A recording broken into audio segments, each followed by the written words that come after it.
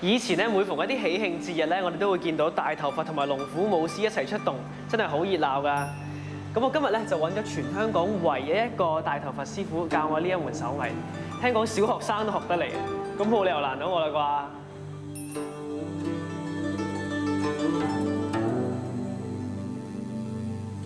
柯師傅，呢個嘢咁得意嘅係咩嚟㗎？哦，呢個係一個紅毛泥嘅帽嚟嘅，咁我哋做大頭佛咧就要用呢個帽，然之後咧就先至可以做到出嚟嘅喎。哦，哇，真係好重！咁過力啊，咁過力啊！唔係扮真係拎唔起。好啦，咁我哋做大頭佛咧要將啲紙黐上去啦。咁我而家咧好簡單咧，就將啲漿糊咧就搽上啲紙度先咯喎嚇。我哋每張咧就有3層嘅，咁呢時咧就會做得硬啲啦嚇。嗱，可以將佢反轉底下咧都有少少漿糊喎。跟住呢個步驟咧就要用啲紙咧濕咗水，然之後咧鋪上去喎。我哋擺喺度度齊個底。每張之間係重疊大概1寸左右，度齊咗個底先，係啦，係啦，照壓落去得㗎啦，住佢就得㗎啦，係啦。嗱，咁我哋冚過晒一層之後咧，呢一張紙已經係搽咗漿糊㗎啦。咁我咧喺呢度黐上去啦，我黐一邊先。如果就咁樣黐上去，咪有皺紋咯。於是逢係有皺紋嘅地方咧，我哋稍為將佢搣一搣。嗱，搣一搣咧有個重疊嘅位，咁於是咧就係佢仲會做得好啲，同埋啲形咧就出翻嚟咯喎，冇錯啦。咁我哋做大頭佛，我哋話佢係開心笑臉嚟嘅，所以咧我哋咧抱住開心嘅心情做嚟咧，呢個大頭佛出嚟咧就自然會笑得開心啲啦。嗱，黐完啲報紙之後咧就係要等乾咯喎。咁通常咧就好天咧就1日到啦。如果係唔好天就要等多一日啦嚇。咁於是乾咗之後，咁我攞出嚟咧就係用一把刀，我哋將佢喺後邊咧就係界開佢啦嚇，一路界到底。咦，好嘢喎！啊，叻仔喎，後生仔就學得快嗰啲嘢。多謝多謝。嗱，咁咧就攞咗出嚟啦，好嘢好嘢好嘢。柯師傅，咁我哋而家拆咗佢出嚟啦，咁但係爛咗喎，咁下一個步驟應該點做咧？好簡單啫，嗱，我用呢個釘書機嚟將佢暫時釘住先。OK， 嗱，釘咗之後，你將佢當籃球咁拋下啦，呢個係話掂啦，掂啦，已經穩陣啦。但係你原本裏邊有啲水紙嘅喎，我哋而家係將佢搣翻出嚟啦。咁裏邊搣咗之後咧，仲有啲紙鬆鬆地嘅喎，於是咧我哋咧用啲漿糊咧喺裏邊全部油一次。嗱，跟住咧我哋咧就將個 T 字形外邊同裏邊咧都補翻佢咯喎。好啦，我哋想佢更加穩陣咧，原來我哋要加個竹圈上去喎。點解有呢一條鐵線咧？做好晒之後咧，加條竹仔喺度。咁我哋一帶起嗰陣時咧，就係用個口咧咬住條竹仔，一咬住佢之後咧，個大頭佛咧就係任你喐啦嚇。哦，好聰明喎呢個方法。好啦，呢一個咬口嘅位咧就對正個鼻哥，於是咧我哋就係將佢擺上去啦。咁而家搞掂晒呢度啦，咁直接就開佢眼啦。壓落去，將佢壓翻出嚟。係喎，5個形嘅鼻哥窿。好，而家個口啦喎，我哋開心笑臉，嘴妙妙啊，好靚啊已經。係咪真係咁靚仔啊？係嘛，好啦，咁跟住咧，我哋咧就要將一啲粉油上去。呢啲粉咧就係批牆灰，使佢平滑啲嘅。因為我哋黐紙嗰陣時好多啲皺紋噶嘛，於是咧我哋用呢啲白粉咧將佢填滿佢嚇。而家已經好開心啦！你睇幾平滑，哇！真係當咗佢係寶咁樣攬住佢。咁我哋咧攞啲白色溝啲紅色咧，就變咗粉紅色啦。呢種咧就叫廣告彩喎，將佢油上去。咁你記唔記得你第一次整大頭佛嘅時候係點樣咧？你細個整係咪好開心第一次？點解我會整大頭佛咧？就我爸爸整大頭佛嘅。我爸爸咧就係創呢個帽出嚟嘅，香港大頭佛嘅始祖。咁原本頭咧就喺佛山買翻嚟嘅，咁但係後尾咧，我爸爸咧就係自己做呢個型。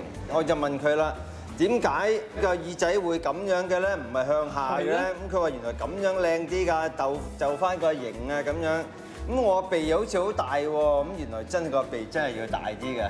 下巴就要雙下巴嘅嚇，要雙下巴先靚嘅。咁結果做咗咁耐之後咧，就發覺咧，我爸爸都係啱嘅。話晒啲香港特色我都要俾心機，唔可以影衰㗎嘛。係啊，冇錯啦，係哇呢個好。嗱，而家我哋跟住咧就要將啲牙齒畫上去喎，然之後咧我哋跟住要做嘅咧就係畫眼眉咯喎。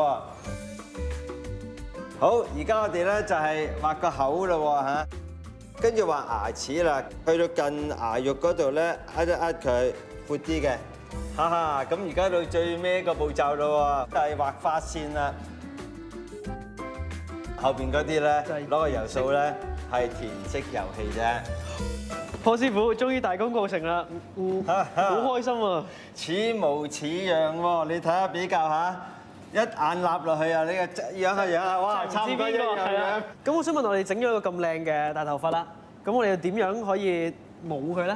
我請咗一位朋友輝師傅咧嚟教你喎。嚟嗰邊。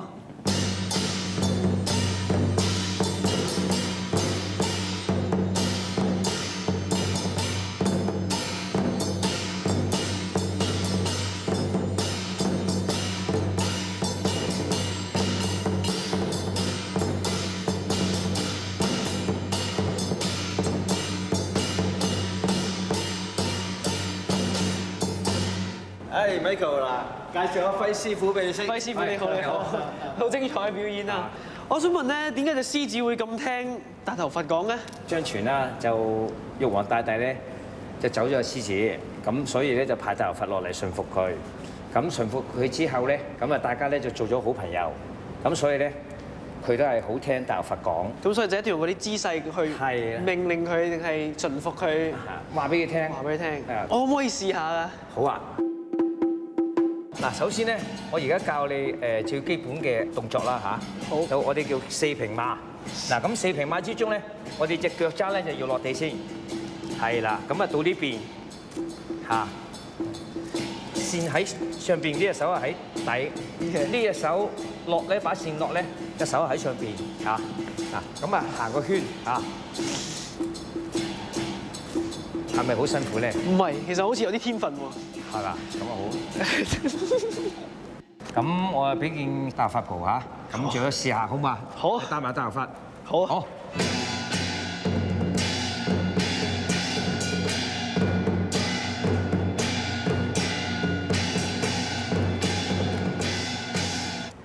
師傅得唔得？得。好，做得好。多謝你。我見到你有陣時咧，佢食緊嘅時候咧，你會咁樣唞涼啊！我都有學你咁樣唞即係我好似覺得我完成咗個任務啦嚇，我覺得好舒服啦喺度嘆，咁啊等佢慢慢去食盤青咯。好好玩啊！好好玩係嘛？做得好，多謝。阿波師傅啊，聽講你同輝師傅咧好有緣分㗎喎。係啊，想當年咧，我喺青少年中心咧教啲青少年整大頭佛嘅，咁整完大頭佛之後咧，個中心竟然話：有班舞獅師傅嚟到想學整大頭佛，咁啊結果咧就識咗阿輝師傅咁樣啦。咁學完之後，佢仲話：咦，我有個爛嘅大頭佛，可唔可以幫我修補下咁樣？結果佢係一拎咗就係我爸爸原本做嗰個大頭佛嚟俾我。哇！因為我咧係移咗民啊，咁我嗰啲嘢咧全部咧就係送晒俾人㗎，我都揾唔到我爸爸個大頭佛。而家竟然咧，輝師傅將我爸爸嗰個做嘅大頭佛咧係送翻俾我，叫我修補喎！哇，真係幾開心啊！你話？開心啊！聽到都開心啊！於是我問輝師傅話：可唔可以將你呢個套一個帽嚟，等我自己承傳翻我爸爸嘅作品啊？咁樣，咁輝師傅話當然冇問題啦。呢個緣咧係非常之值得回憶，同埋非常之多謝阿輝師傅咧，能夠等我咧係見翻我爸爸嘅大頭佛。嚇，咁就做咗而家呢個大頭佛嘅帽出嚟啦。係啦，冇錯，一路都係整翻呢個。都係呢個帽啦，冇錯啦。咁但係香港咧識整大頭佛嘅師傅就得波師傅你啦。咁但係識得冇大頭佛嘅師傅係咪又多唔多咧？照我所知咧都有嘅，但係咧就唔會好多咯。因為如果我哋冇個大頭佛咧，都要若干時間。係啦，冇錯。先至可以冇到出嚟。但係而家呢個社會咧個節奏係好快啊，所以咧冇大頭佛嘅人咧都唔係好多咯。我都希望武術界嘅咧多啲教多啲人冇呢個大頭佛。係啦，係。咁發揚光大。我今日嚟到學點樣整呢個大頭佛，到有機會學點樣去舞大頭佛，其實真係一件好幸福嘅事，因為坡師傅同輝師傅都講咗好多有關大頭佛嘅故事俾我聽啦，又分享咗佢哋嘅相遇係一個緣分，一個好感人嘅故事啦。咁同埋我喺佢哋兩個身上咧，我都見到個共通點嘅，就係咧佢哋做事好認真，尤其是做自己熱愛嘅嘢嘅時候，佢哋好認真去做。當然個表演係好好睇，個呢件嘢係好靚，但係佢其實背後係有個精神，係有啲嘢係想傳俾下一代，或者保留咗好多文化喺裡面嘅。咁我覺得呢個係我今日學到最寶貴嘅一課。